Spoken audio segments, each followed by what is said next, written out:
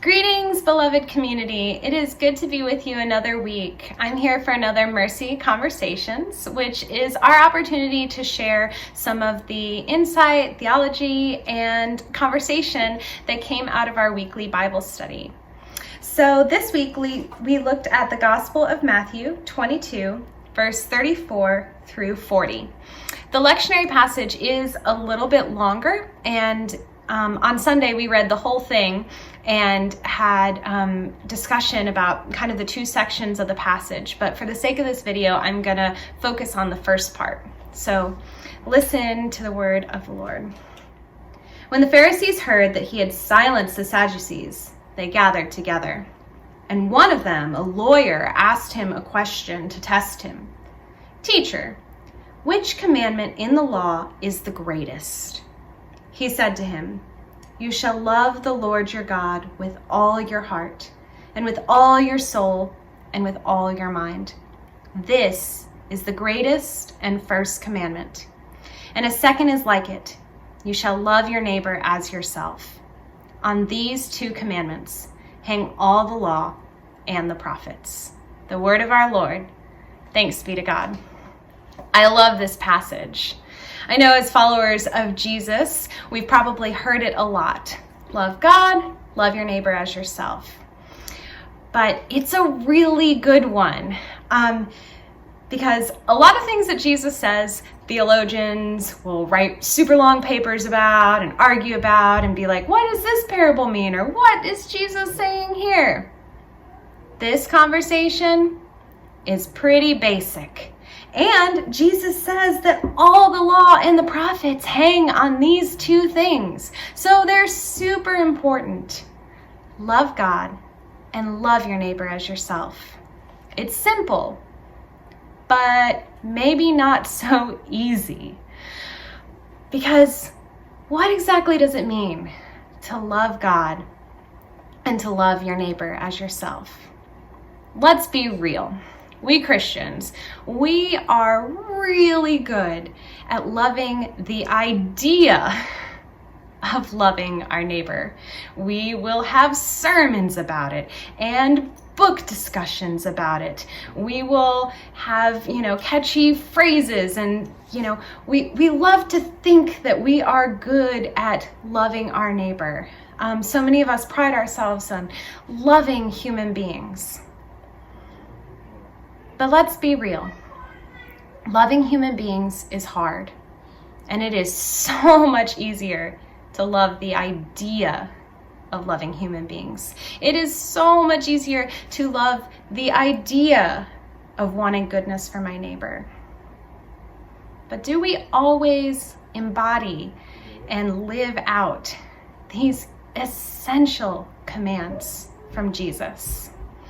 As we had this discussion, one of our community members expressed his own frustrations with the Christian community, who so often, claims themselves to be Christians and talks a big talk. But then he said, but sometimes those same people don't really treat you like you matter. How can we as Christians treat other human beings like they don't matter, like their lives are less valuable? How can we treat other human beings like they don't deserve the same basic human rights, like they don't deserve joy, like they don't deserve access, like they don't deserve the resources that some of us enjoy? That's not loving your neighbor. Loving your neighbor is doing the difficult work of living together, of sharing this space that we inhabit, that sharing this earth that we inhabit.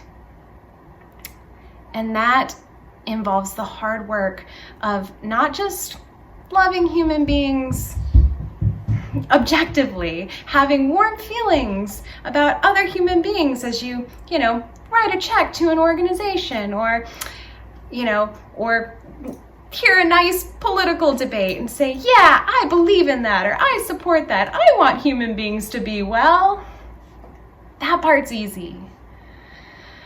But what is sometimes difficult is to love the flesh and blood human beings that you have to see all the time. That you have to love your neighbor who maybe doesn't have housing. You have to love your neighbor who struggles with addiction and maybe doesn't have walls to hide behind. You have to love your neighbor who you have to see all the time. You have to love your neighbor who is panhandling on the street corner. You have to love your neighbor sleeping on the sidewalk. Would you want to sleep on the sidewalk? Would you want to have to sleep on the hard sidewalk? Would you want to have to sleep in an unsafe park where you might get told to move along by the police, or worse? Would you want that for yourself? Because we are told to love our neighbors as ourselves. So, if you're ever unsure of how to love your neighbor, think about how you would want to be loved.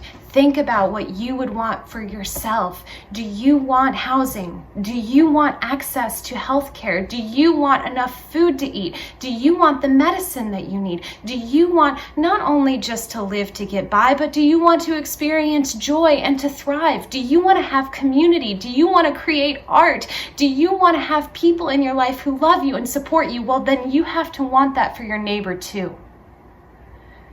We have to want these things for each other. And we have to live a life that works for us all to have the things that we need to thrive. Because, beloved, we are each the image of God. And so this other part, the connection that Jesus makes, is that loving your neighbor also goes hand in hand with loving God. You want to know how to love God? You want to know how to worship and honor God? Love the image of God that is right before you. So we have to do that. We say we believe in God and we say that we follow Jesus Christ. So let's do these commandments, even when they are hard, even when they call us to account, even when they make us feel a little defensive. Let us follow Jesus. As we were having this lively discussion, one of our members, Dre, calls out, it's kind of his style, and he was like, just treat others like you would want to be treated. It's that simple. It's hard, but it's that simple. Treat others like you would want to be treated. Treat others like they deserve to be treated, like you deserve to be treated. You're the image of God, and so are they. So let us honor and worship our Creator who loves us so much, who loves each and every one of us. Thanks be to God.